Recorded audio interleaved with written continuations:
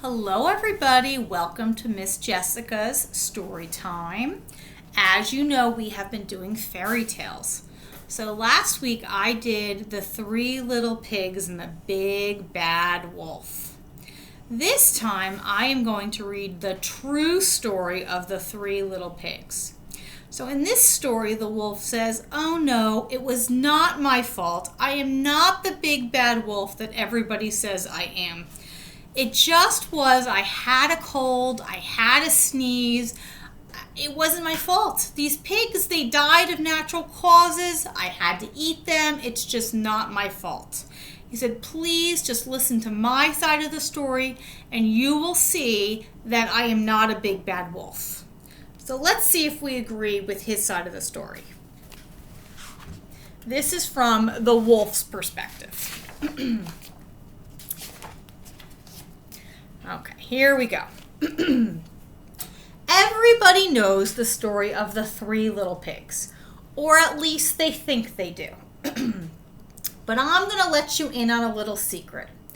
Nobody knows the real story because nobody has ever heard my side of the story.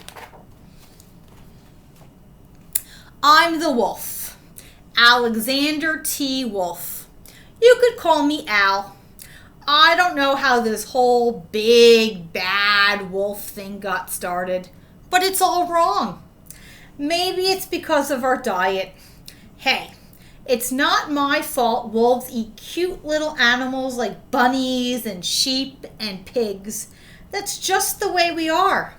If cheeseburgers were cute, folks would probably think that you were big and bad too. Like I was saying, the whole big bad wolf thing is all wrong. The real story is about a sneeze and a cup of sugar. It says this is the real story. Way back in Once Upon a Time, I was making a birthday cake for my dear old granny. I had a terrible sneezing cold, and I ran out of sugar. So I walked down the street to ask my neighbor for a cup of sugar. Now this neighbor was a pig, and he wasn't too smart either. He had built his whole house out of straw. Now can you believe it? I mean, who in his right mind would build a house out of straw? So, of course, the minute I knocked on the door, it fell right in. I didn't want to just walk into someone else's house. So I called, little pig, are you in?" No answer. I was just about to go home without the cup of sugar for my dear old granny's birthday cake. That's when my nose started to itch, and I felt a sneeze coming on, and well, I huffed. And I snuffed, and I sneezed, a great sneeze. Oh, look, there's the piggy. And wouldn't you know it, that whole darn straw house fell down, and right in the middle of the pile of straw was the first little pig, dead as a doornail. He had been home the whole time. It seemed like a shame to leave a perfectly good ham dinner laying there in the straw, so I ate it up. Just think of it as a big, delicious cheeseburger. I was feeling a little bit better, but I still did not have a cup of sugar, so I went to the next neighbor's house. This neighbor was the first little pig's brother. He was a little bit smarter, but not by much. He had built his whole house out of sticks. I rang the bell on the stick house. Nobody answered.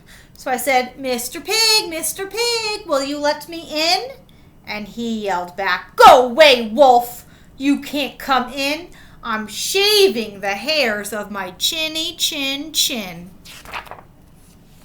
Well, I had just grabbed the doorknob when I felt another sneeze coming on. So I huffed and I snuffed and I tried to cover my mouth, but I sneezed a great sneeze. And you are not going to believe it. But this guy's house fell down just like his brother's. And when the dust cleared, there was a second little pig, dead as a doornail. Wolf's honor.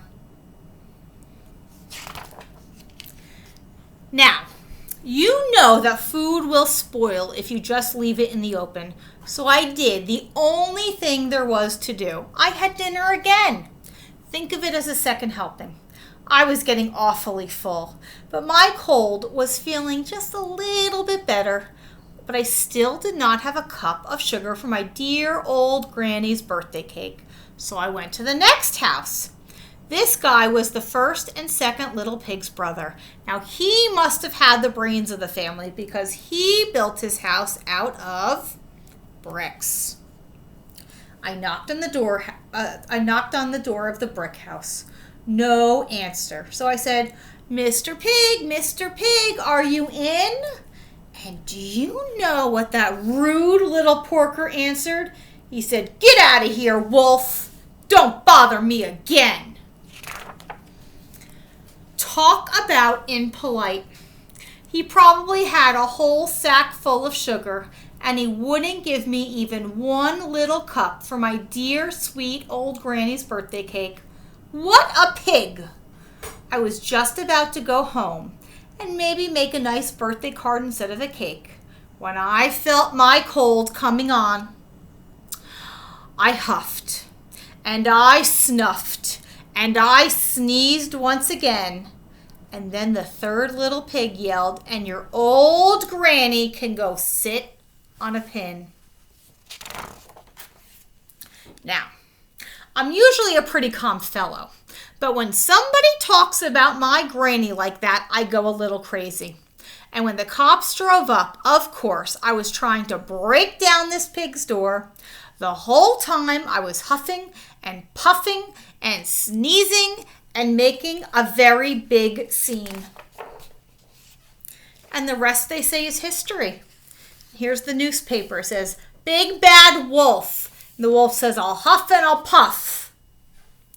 Now, the news reporters found out about the two pigs they had for dinner.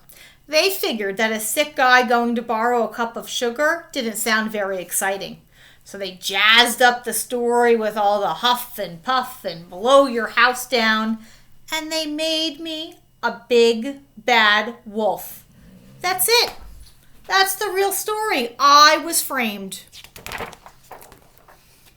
But maybe you could loan me a cup of sugar. So I don't know, what do you believe? Do you believe the three little pigs and how the wolf was really bad and tried to eat them or did eat them up? Or do you believe the wolf, that he just had a little bit of a cold and those pigs died on their own accord and he had to eat them up because it was like supper? He couldn't help it. I don't know what I believe. I also wonder, if you were the pigs, what would you build your house out of? If you didn't build it out of bricks, you didn't build it out of straw, you didn't build it out of wood, what would you build it out of? I have one more Three Little Pigs story that you will hear next week, and there's some very different building supplies that they use. So you'll have to stay tuned for that one. So it might get you thinking, maybe you'll build your own house. That would be a lot of fun. You could think about materials you have in the house or outside, and you could build your own little house. It'd be very fun to see them. Anyway, I hope you enjoyed the story. I love reading all these fairy tales to you. I hope you enjoyed them too. Everybody have a wonderful week. Bye.